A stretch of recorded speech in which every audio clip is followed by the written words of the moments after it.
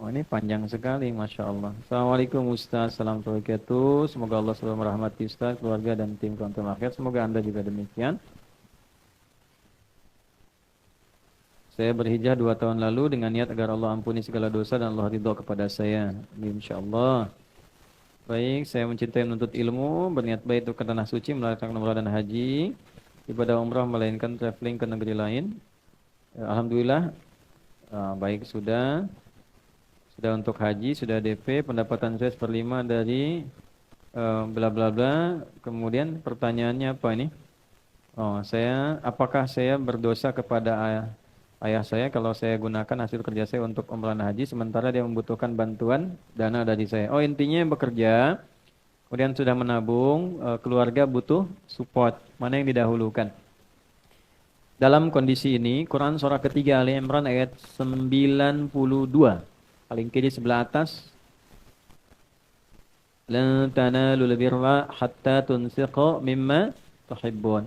Orang haji umrah pengen mabrur. Mabrur itu adalah sifat yang melekat dari kata albirrun. Albirru. Albirru itu adalah sifat yang merubah dari salah menjadi soleh.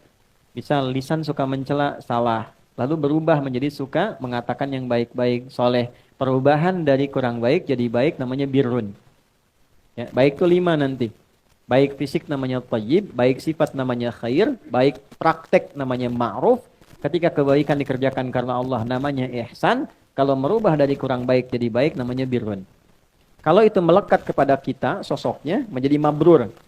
Haji mabrur adalah haji yang merubah pelakunya menjadi lebih baik. Jelas ya? Oke. Nah, ada tawaran dari Allah begini. Tidak mudah meraih predikat mabrur itu. Kadang engkau mesti bekerja keras begini, kayak nabung, doa. Makanya kemarin saya kencang sekali pada travel-travel termasuk ke Kementerian Agama dan sebagainya supaya begitu memperhatikan, menghormati dan menghargai para jemaah karena nggak mudah. Antum yang travel hati-hati loh ya. Bertakwalah kepada Allah itu. Cari dunia nggak apa-apa, tapi jangan sampai menzalimi ya dari orang-orang yang ingin berangkat karena nggak mudah. Mereka itu nabung, ada yang jual tanah, jual kebun macam-macam untuk berangkat.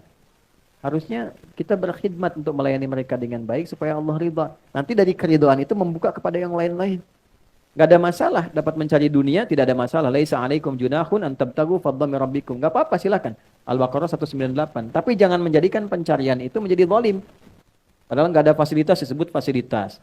Haji gak ada tempat disebut haji ada tempat dan sebagainya. Biaya keluar banyak ternyata tidak sama dengan yang dijanjikan. Itu dosanya besar sekali itu. Mesti hati-hati. Nah, jadi tidak mudah Anda. Memang kalau sekarang prosesnya begini, memang itulah di situ seni ibadahnya. Di situ ada dramanya, di situ ada tangisannya, di situ ada pahalanya. Kalau langsung ada uangnya, perjuangan sholat, doa itu nggak ada, kenikmatannya nggak ada. Justru di situ, ya kenikmatan untuk merawat anak itu saat anak itu kan berproses. Kalau sudah jadi direktur jadi macam-macam itu kecil biasa saja. Justru ketika dia manja, ketika pengen digendong, ketika lari, ketika nggak teratur, di situ ada pahalanya. Itu poinnya. Nah, jadi kalau Anda menabung ada tantangan, itu memang fitrah. Nah, sekarang dihadapkan tantangannya, bagaimana kalau keluarga, apalagi ayah membutuhkan. Mana yang dahulukan? Birrul walidain, wassaynal insana biwalidayhi ihsana. Quran surah ke-31, ayat 14, Quran surah ke-46, ayat 15. Tidak ada amalan apapun yang mengalahkan bakti kepada ayah dan ibu. Caranya, jadikan khidmat yang ada itu untuk bisa membahagiakan ayahanda Anda ini dan niatkan itu untuk mendapatkan karunia Allah menunaikan ibadah haji. Itu caranya. Ya, satu kali ada jamaah. Saya biasa mengadakan biasanya rutin manasik terbuka untuk umum siapapun yang mau berangkat. Walaupun kami nggak berangkat. Kita berusaha sharing ilmu. Satu kali ada jamaah dari Bekasi, dari Tambun. Beliau itu saya tahu seorang ustadz sederhana dari daerah gitu kan. Dan ngimamin di musola dan sebagainya. Itu ikut manasik. Jadi ada replika Ka'bah itu. Yang lain tuh moto video begitu. Beliau tuh diam terus menangis. Selesai saya tanya, antum khusyuk sekali. Kenapa? Saya merasakan Ka'bah di depan saya Ustaz katanya. Oh Masya Allah. Alhamdulillah. Dah ikhtiar. Nih baca surat ini. Itu kita ijazahkan Al-Baqarah ayat 196 sampai ke ayat 203 waktu itu. Baca bismillah. Itu kali, udah kajian rutin lagi malam Jumat, orang hilang. Nggak ada gitu. Terus masuk musim haji nggak ketemu. Setelah selesai pulang ini datang. Saya tanya, antum kemana aja kemarin nggak muncul pengajian? Saya haji Ustaz nih, Masya Allah. Gimana ceritanya? Jadi waktu anak imamin di musola itu, saya kan bacain itu terus ayatnya. Maghrib ke Isya, ketemu subuh baca. Ada belakang jamaah tanya. Ustaz dari tadi Ustaz baca ayat haji terus katanya. Sudah haji belum? Belum. Ini imam berapa lama? Sekian. Udah, Ustaz sekarang ikut dengan saya pakai warna haplis. Kayaknya berangkat dapat warna haplis pulang. Jedanya singkat, nggak pakai lama, nggak capek dan sebagainya. Cuma ikhtiarnya ya kayak tadi, perjalanannya demikian. Saya katakan sudah, hari ini nggak ada materi. Antum aja yang cerita pengalaman haji sama jemaah. Nah, jadi yang seperti ini, ada poin yang paling tinggi nilainya. Yang terakhir, ada seorang yang sangat mulia, orangnya saleh luar biasa. Ada yang mengatakan ini Ibnu Mubarak, ada yang mengatakan Malik bin Dinar. Tapi semua riwayat sepakat tentang kejadian ini. Apa itu? Beliau nabung seperti Anda ini, pengen haji. Udah siap semuanya. Tiba-tiba tercium bau makanan enak nyampe rumah. Penasaran. Ya ini bau enak banget. Begitu keluar, istighfar yang sangat dalam karena melihat seorang ibu sedang masak bangkai keledai. Ambil, dimasak. Dilihat kenapa kan? Kenapa Anda masak begini? Kan ini nggak benar. Saya tahu hukumnya haram. Tapi anak saya kelaparan. Kalau saya nggak makan ini untuk anak-anak saya, tidak terpenuhi hajatnya saat ini. Berapa yang Anda butuhkan? Sekian, sekian, sekian. Ternyata sesuai dengan jumlah hitungan tabungan untuk haji. Maka diberikanlah keseluruhannya untuk ibu dan keluarganya itu tanpa berucap sedikit pun. Gak ada yang tahu. Istri gak tahu, anak ini gak tahu. Karena nabung itu kan sendiri aja buat siap-siap. Belum bilang, diberikan semua tanpa kalimat sedikit pun. Gak pasang status. Sebenarnya pengen haji ya, tapi untuk ridho Allah. Nah. Gak ada. Jadi diam aja, begitu balik, apa yang terjadi? Maka malaikat berikan informasi yang sangat menarik. Ya, ada dua hal. Yang pertama ini riwayatnya sampai. Yang pertama adalah Allah menerima hajinya dengan sifat birrun yang melekat padanya.